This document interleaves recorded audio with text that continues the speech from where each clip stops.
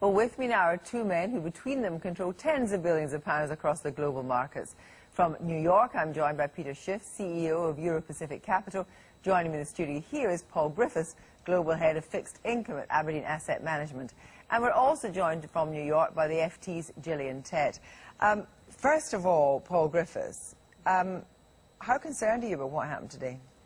Well, we're very concerned in terms of not only the market reaction, but really the way out here. At the moment, we are, frankly, we're on a knife edge.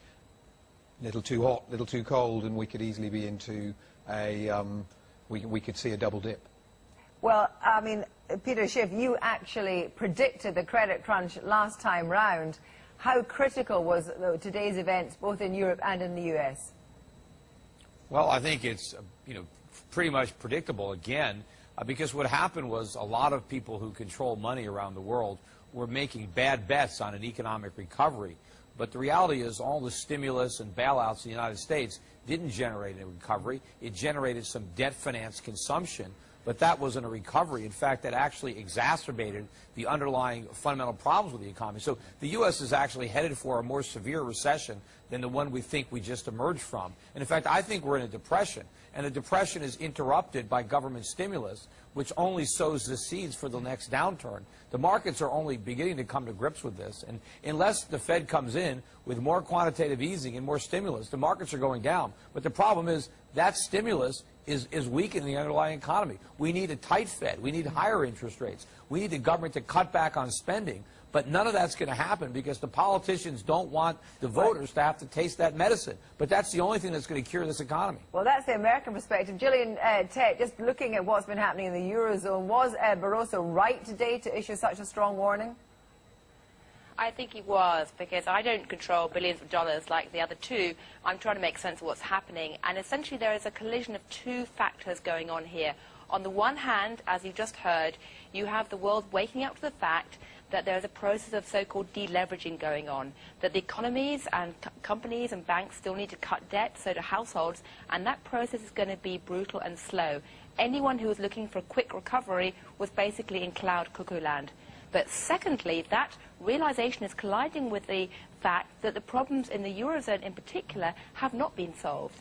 And the question of whether the Eurozone can hang together or not is absolutely at the forefront of investors' minds right now. And that's a very nasty cocktail, particularly in August, when markets are slow and trading desks are suffering from the so-called curse of August, when prices tend to shoot all over the place. And one of the ironies is, if Europe could operate in a cohesive fashion, it's probably in a stronger position than the US. But, frankly, we don't see very much chance of that. Now, why? I mean, structurally, you don't think the euro was set up to withstand a crisis such as this? Structurally, the euro wasn't set up to stand a crisis such as this. Structurally, the euro is a collection, as we know, of nation-states, and clearly, with monetary union on the one hand, but no fiscal or political union on the other, this sort of crisis was in the mix at some point. So, Gillian, let's look at where the big problems are today. Look at Italy and Spain. You know, we've had Zapatero coming back. This is the second time he's come back from his holiday. What's going to happen there? Well, in so many ways, it feels a bit like the banking crisis of 2007 and 2008, where the market spotlight is constantly swinging from one bank or one country to another in a very panicky way, partly because investors have suddenly woken up to the fact that actually they can't assume that all the countries are going to get bailed out permanently. There's going to be restructuring, even though previously Eurozone governments promised there wouldn't be. But now they've crossed that psychological Rubicon. Yes, sorry. Now they've crossed that psychological Rubicon, they can't actually tell who's next. And so people are looking at Italy and Spain and saying, help, how do we know they're different from Greece? Is this about confidence as much as anything else? It's about confidence as much as anything else, but of course, so far, we're only talking about the West. Yeah. And we're only talking about developed market economies, and investors have another choice. Investors can invest elsewhere. Emerging markets, Latin America, Asia, there are opportunities. Well, that's what Peter, we're doing. Is that where the safe havens for investors are? You want to invest with the creditors. You want to invest in the nations that are producing all the goods that the West is consuming. They're the ones that have viable economies. They don't need us. In fact, having to subsidize the American consumer is actually undermining the Chinese economy and other emerging markets. So to the extent that they allow their currency to appreciate, they can begin to consume their own production and kind of, leave the rest of the world a twist in the wind, which is going to happen. And I agree that the problems in Europe are bad, but they're more severe here in the United States. But wait a minute, but this twisting in the wind has big consequences, doesn't it? If you advise all your guys to invest in emerging markets. We do, and we recognise that there's opportunity. Well, clearly, I mean, even whether you're looking at QE2 or QE3 and creating the printing of money, that liquidity, where's it going? It's flowing overseas. It's flowing not only into emerging markets, but into what are perceived to be the safe haven currencies. But Gillian said, is that sustainable? Well, I think, to my mind, one of the signs of the degree to which investors are panicked is that people who aren't putting their money into emerging markets are scrambling towards anything they think is safe. What, silver, and so not gold? only are you seeing the Swiss franc and yen and gold going up, but for me, one of the fascinating things, which is on the front of our second section tomorrow, is that the Bank of New York Mellon is actually effectively paying negative interest rates to depositors. People who want to put their money with that bank now because they think it's safe are going to have to pay a fee because Boney's getting overwhelmed with people scrambling to put their cash anywhere they think it's safe.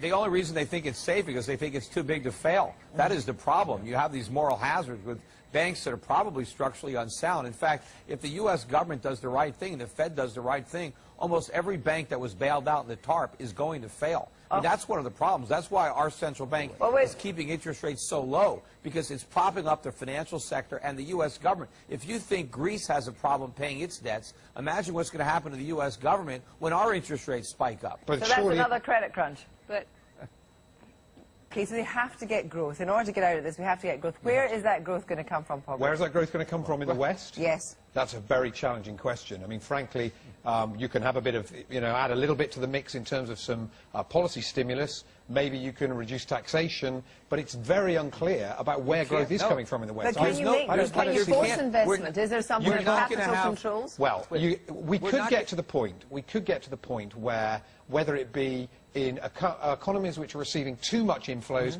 put on some form of capital controls, or in the West we start to see capital controls to stop money flowing out. Yeah. I don't see that as a crazy scenario. Would you think that's possible?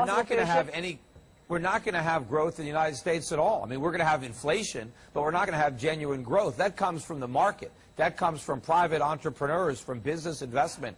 But we can't do that. The government in the United States is undermining our economy with regulations and taxation and borrowing that is stifling economic growth. They're sucking all the capital out of the private sector and spending it. Yeah, you're absolutely right. And, of course, you've mentioned the other key word, which is inflation. Yeah. In the Western economies, we are living with, whether it be the US, the UK, or significant chunks of Europe, we have overly high levels of inflation, and markets are not reflecting that yet, and I think they should be. So, Gillian, how do you think we get growth into the system?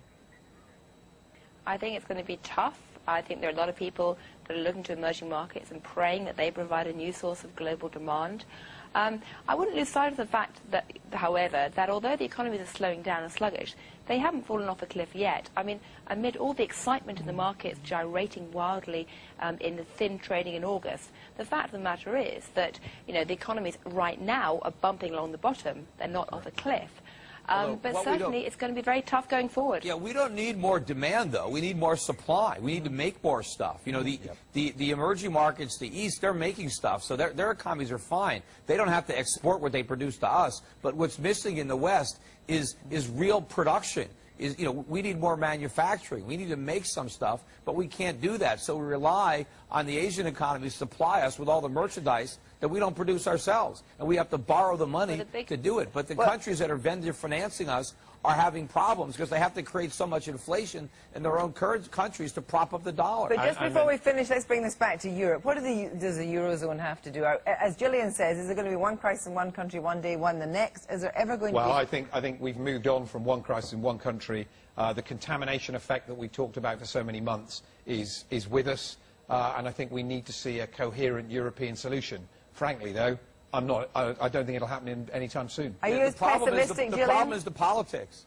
Absolutely. The problem is the politics. Gillian, is that your view? The solution one thing is very clear from 2008 is that sticking plaster solutions don't work. They tried it with the banks and it failed. They've been trying it with the Eurozone too and it's failed. And Europe is now going to have to choose. Either it pulls together in a union and finds a common solution, or some element of that Eurozone will break apart. And that is the choice real we're trying to avoid for too the long. best solution for Europe and for the Euro is to let the countries that can't pay their bills default. Let them restructure. There should be no bailouts. They should not sacrifice the Euro. They should force the people who recklessly loan money to overly indebted governments to lose money. But that isn't going to happen. That is not going to happen. Politically, there is still a long... Well, that is the problem. And so precisely, that is the problem. Okay, that's the problem. So they're going to create a moral hazard, which ultimately is going to doom the Euro. But before the Euro dies, I think the dollar is going to die first, because I think our problems are more acute. Europe's problems are for tomorrow. America's are for today. Thank you all very much. That cheered us up.